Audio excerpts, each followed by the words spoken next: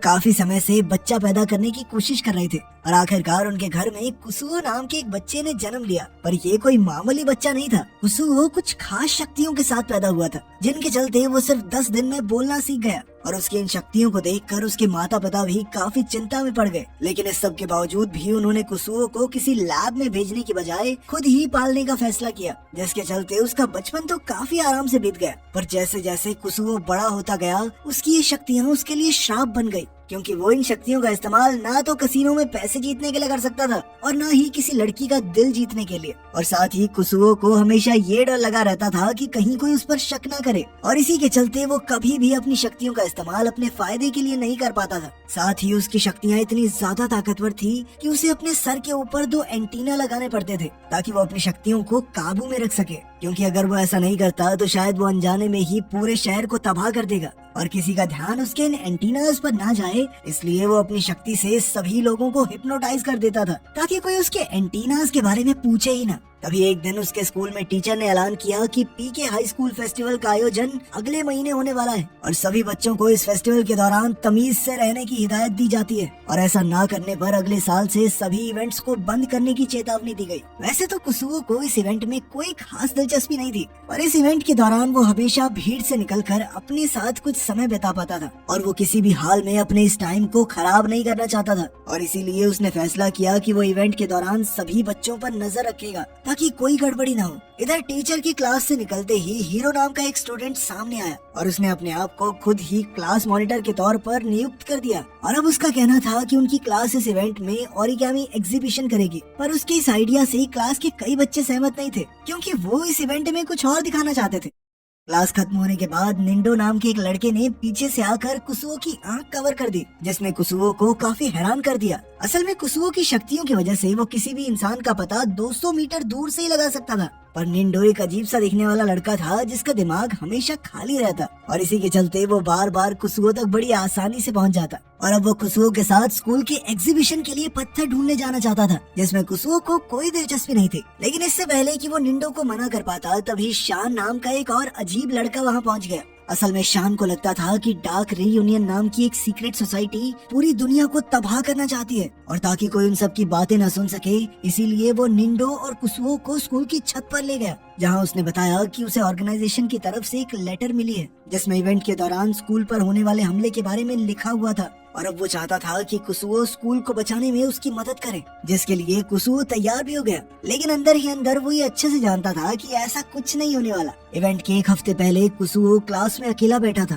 तभी उसके कानों में कुछ लड़कियों की आवाज पड़ी जो उस वक्त कोकोमी नाम की एक पॉपुलर लड़की को मिस पीके कॉन्टेस्ट में हिस्सा लेने के लिए बोल रही थी, जिसके जरिए स्कूल की सबसे सुंदर लड़की चुनी जाती थी। और अपने आप को सबसे खूबसूरत समझने वाली कोकोमी ऐसा बर्ताव कर रही थी कि मैं तो इसके लायक ही नहीं हूँ, नहीं मैं क्या सुंदर हूँ, छोड़ो ना। वो बार बार अपनी किसी दूसरी दोस्त को हिस्सा लेने को बोल देती, पर जब कुसुओ ने उसका दिमाग पढ़ा तो वो तुरंत ही समझ गया कि कोकोमी ये सब सिर्फ इसलिए कर रही है क्योंकि वो जानती है कि वो बड़ी आसानी से कॉन्टेस्ट जीत जाएगी। उसका दिमाग पढ़ने के बाद कुसुओ ने कहा कि उसे कोकोमी में कोई दिलचस्पी नहीं है, पर वहीं दूसरी तरफ कोकोमी उसके पीछे पड़ी हुई थी, क्योंकि कुछ दिन पहले छुट्टियों के दौरान कुसुओ ने उसे बुरी तरह इग्नोर कर दिया था और कोकोमी बस अब ये जानना चाहती थी कि ये कौन है जिसने पू को पलट के नहीं देखा।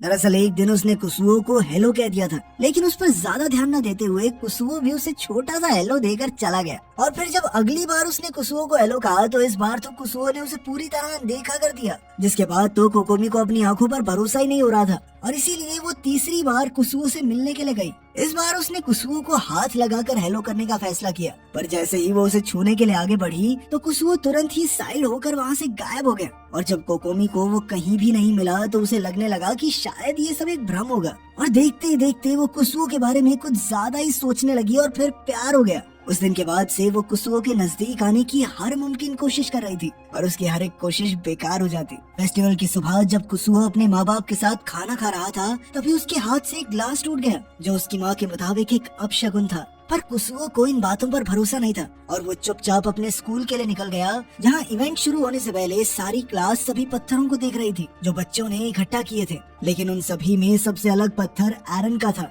जिसके ऊपर लाल रंग लगा हुआ था। और तभी कुसुओ को याद आया कि एरन एक पुराना अपराधी था जिसे खुद को सुधारने के लिए स्कूल में भेजा गया था, और हो सकता था कि उसके पत्थर पर लगा हुआ लाल रंग कोई मामूली रंग नहीं बल्कि असली खून हो। इसके बाद कुसुओ स्कूल कॉरिडोर में चला गया जहाँ कोकोमी लगातार उसका पीछा कर रही थी और अब उसका प्लान था कि उसे किसी भी तरह कुसुओ के साथ कुछ पल अकेले में बिताने थे। पर वो इस बात से अनजान थी कि कुसुओ उसके दिमाग में चल रहे सभी प्लान्स को पहले से ही जानता है। तभी कोकोमी ने कुसुओ से बात करने की कोशिश की, पर उसी वक्त कोकोमी का एक बहुत बड़ा फैन क्लब भी वहाँ पहुँच गया और उसके फैंस ने उससे पीके ब्यूटी कॉन्टेस्ट में हिस्सा लेने की रिक्वेस्ट करना शुरू कर दिया। और इसी शोर का फायदा उठाकर कुसुओ चुपचाप वहाँ से निकल गया, जिसके बाद उसने खुद को एक मैजिक शो में टेलीपोर्ट कर लिया जहाँ एक स्टूडेंट अपनी माँ के साथ मिलकर एक जादू दिखाने वाला था। और ये बात सुनकर कुसुओ को लगा कि शायद इसमें कोई गलती भी हो सकती है और इसीलिए उसने अपनी शक्तियों का इस्तेमाल करने का फैसला किया। जादू की शुरुआत से पहले उस स्टूडेंट ने बताया कि असल में वो खुद को चेन से बांधकर उस लकड़ी के बक्से में बंद करने वाला था,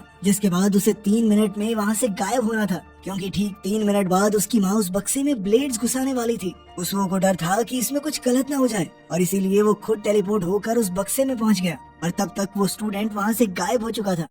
पर अब कुसुओ खुद को 10 मिनट से पहले वापस टेलीपोर्ट कर ही नहीं सकता था, जिसका मतलब था कि उसे 10 मिनट तक होने वाले सभी अत्याचारों से बचना होगा। खैर 3 मिनट बाद उस स्टूडेंट की मां ने उस बक्से में ब्लेड्स घुसाना शुरू कर दिया, जिनसे बचने के लिए कुसुओ को अलग अलग रूप लेने पड़े। पर उसकी मुश्किलें यहाँ खत्म होने वाली नहीं थी, क्योंकि तभी उस औरत ने ऐलान किया कि वो उस बक्से को ऊंचाई से फेंक कर तबाह करेंगे। पर जैसे ही वो बक्सा जमीन को छूने वाला था, तभी ऐन वक्त पर कुसुओ ने छलांग मारकर खुद को बचा लिया। पर वो औरत अभी भी रुकने वाली नहीं थी और उसने ऐलान किया कि वो लोग उस बक्से में आग लगाएंगे, जिससे बचने के लिए कुसुओ ने उस बक्से को अंदर से जमा दिया।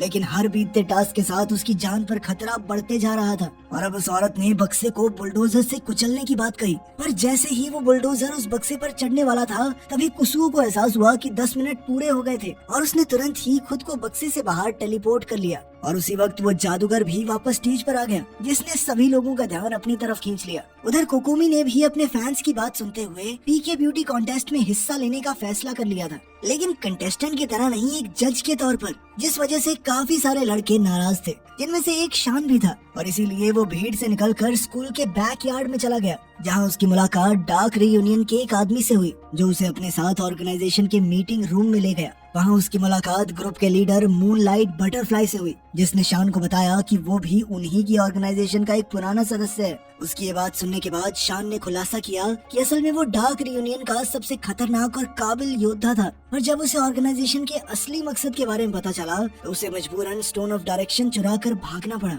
जिसके बाद वो एक खुफिया जादू का इस्तेमाल करके शान के शरीर में घुस गया ताकि कोई उसे पहचान न सके। उसकी पूरी बात सुनकर लीडर ने उसे दोबारा से डार्क रीयूनियन का हिस्सा बनने को कहा, जिसके लिए शान ने साफ इनकार कर दिया। जिसके बाद लीडर ने उसे बताया कि असल में स्कूल के अंदर 7 स्फीयर बॉल मौजूद थी, जिनकी मदद से पूरे डार्क रीयूनियन को तबाह किया जा सकता है। और आज वो लोग खास तौर पर इन्हीं बॉल्स को तबाह करने के लिए आए थे। और ये बात सुनते ही शान ने उनसे पहले उन सभी बॉल्स को ढूंढकर तबाह करने का फैसला किया, ताकि डार्क रीयूनियन किसी और को नुकसान न पहुंचा सके।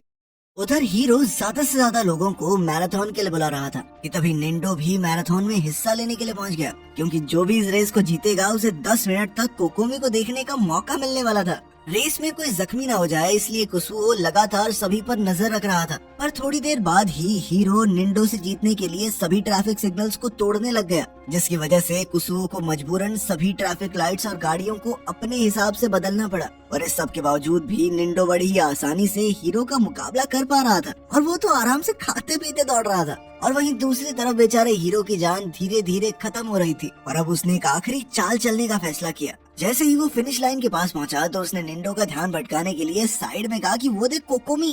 इससे बेचारे निंडो का ध्यान भटक गया और हीरो रेस जीत गया। पर निंडो इस जीत से बिल्कुल खुश नहीं था और उसने सबके सामने हीरो पर एक पुरानी जुत्सु ट्रिक का इस्तेमाल कर दिया, जिसे देखकर सभी लोग बहुत हंसे।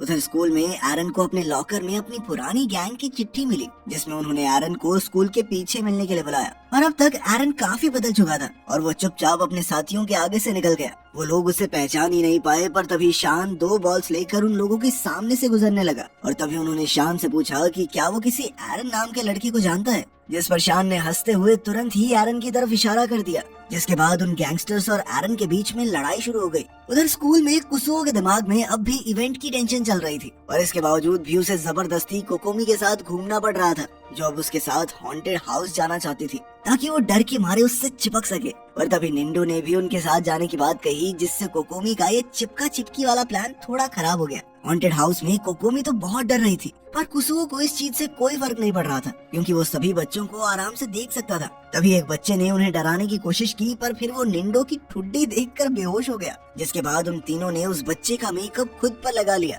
हॉन्टेड हाउस से निकलने के बाद निंडो और कुसुओ मुंह धोने के लिए बाथरूम में गए, जहां निंडो ने कुसुओ के चश्मे चुरा लिए, जिस वजह से कुसुओ की एक शक्ति एक्टिवेट हो गई, जिसके चलते वो जिस किसी को भी देखता वो पत्थर का बन जाता। और इसका सबसे पहले असर भी निंडो पर ही हुआ और कुसुओ जानता था कि अब अगले 24 घंटे तक निंडो ऐसा ही रहने वाला है, और इसीलिए उसने निंडो को अपनी क्लास की रॉक एग्जीबिशन में रख दिया, जहाँ सभी लोग इतनी रियलिस्टिक मूर्ति देखकर काफी इम्प्रेस हुए। इसके बाद कुसुओ अपने लिए नए चश्मे ढूंढने में लग गया और इस सब में उसने कई सारे और बच्चों को भी पत्थर का बना दिया। और जब उसे कोई दूसरा चारा नहीं दिखा तो वो चुपचाप जिम की स्टोर रूम में चला गया, जहाँ पहले से ही कोकोमी मौजूद थी। इधर कुसुओ को कुछ भी समझ नहीं आ रहा था और इसीलिए उसने कोकोमी को तुरंत बाहर जाने को कहा। तभी उसे एहसास हुआ कि एरन अभी भी बाहर लड़ रहा है और उसने तुरंत ही खिड़की खोलकर एरन से उसके चश्मे मांगे, जिसके बाद उसने सारे गैंगस्टर्स को भी थोड़ा ठीक करके वहाँ से भगा दिया ताकि टीचर्स को इस बारे में पता न चल सके। इस सब के बाद कुसुओ को लग रहा था कि शायद अब तो मेरी सारी टेंशन खत्म, पर तभी एक बार फिर से कोकोमी उसके सामने आई और अब वो कुसुओ के साथ एक कपल गेम खेलना चाहती थी, जिसके लिए कुसुओ बिल्कुल भी तैयार नहीं था। पर तभी कोकोमी के फैन बॉयज ने वहाँ आकर कुसुओ को धमकाना शुरू कर दिया। अपनी बहन के साथ इतना क्यों घूम रहा तू? हाँ, ज्यादा समय मत बिताया अगर उसके साथ, समझा, वरना गेम कर देंगे तेरी। ये सब देखकर कोकोमी ने उन लड़कों को चुप करवाने की कोशिश की और उन सभी ने कुसुओ और कोकोमी का पीछा करना शुरू कर दिया, जिनसे बचने के लिए वो वापस जिम स्टोर में घुस गए और उनके अंदर जाते ही उन फैन बॉयज ने कमरे को बाहर से बंद कर दिया। और कमरे के अंदर पहुंचकर जब कुसुओ ने कोकोमी का दिमाग पढ़ा तो उसे पता चला कि असल में ये सब उसी का प्लान था ताकि वो दोनों एक साथ समय बिता सके। ऊपर से कोकोमी ने ही मैराथन और एरन की लड़ाई करवाई थी ताकि कुसुओ हर वक्त बिजी रहे और अपने दोस्तों के पास न जाए। ये सब पता चलने के बाद कुसुओ अब उस कमरे से बाहर निकलने का रास्ता ढूंढ ही रहा था कि उधर शान 7 बॉल्स इकट्ठी करने के बाद डार्क रीयूनियन के मीटिंग हॉल में पहुंचा, जो असल में सिर्फ कुछ कोकोमी फैन बॉयज थे। पर इस सब के बावजूद भी शान ने उन 7 बॉल्स को एक जगह पर रखा और फिर एक मंत्र पढ़ा, जिसके बाद अब उसे ऐसा लग रहा था कि उसने डार्क रीयूनियन ऑर्गेनाइजेशन को तबाह करके पूरी दुनिया को बचा लिया है। उधर एरन से बदला लेने के लिए पूरी गैंग वहाँ पहुँच गई, लेकिन अपने चश्मे कुसुओ को देने के बाद एरन को कुछ भी ठीक से दिखाई नहीं दे रहा था। पर जैसे ही वो लोग एरन पर हमला करने के लिए आगे बढ़े तो कुसुओ ने उन सभी को गायब करके समय में पीछे भेज दिया। पर अपनी शक्तियों का इतना ज्यादा इस्तेमाल करने के बाद कुसुओ के शरीर में अब जान खत्म हो गई थी और वो वहीं पर बेहोश हो गया, जिसके चलते उसकी शक्तियां भी कमजोर हो गई और अब कोकोमी को उसके सर पर लगे एंटीना दिखाई दे रहे थे और उसने अनजाने में एक एंटीना को बाहर निकाल दिया, जिसके बाद कुसुओ की शक्ति अब सीधा बाहर निकल रही थी, जिस वजह से पूरी दुनिया के सेंसर्स ने काम करना बंद कर दिया। तभी कुसुओ को दोबारा से होश आया और जब उसने एक बक्से पर हाथ रखा तो वो तुरंत ही टूट गया। ये देखकर कोकोमी काफी डर गई और उसने एंटीना को छोड़ दिया। और इधर जैसे ही कुसुओ को इस चीज का एहसास हुआ तो उसने तुरंत ही कोकोमी से अपना एंटीना वापस मांगा, लेकिन उसी वक्त कमरे की सारी दीवारें जमने लग गई, जिसे देखते ही कुसुओ समझ गया कि अब वो लोग धरती पर नहीं है। इसीलिए अब वो कोकोमी के बेहोश होने का इंतजार करने लग गया, जिसके तुरंत बाद उसने अपनी शक्ति से एंटीना वापस ढूंढा और उस इमारत को वापस धरती पर ले आया। पर अब उसे समझ नहीं आ रहा था कि वो पूरी दुनिया को ये चीजें कैसे समझाएगा, किसको क्या क्या जवाब देगा। इसीलिए उसने अपनी शक्ति से पूरे एक दिन पीछे जाने का फैसला किया ताकि इस बार वो हर एक फैसला सही तरीके से ले सके। यहीं पर ही अजीबोगरीब कहानी खत्म होती है। कमेंट्स में जरूर बताना कैसी लगी।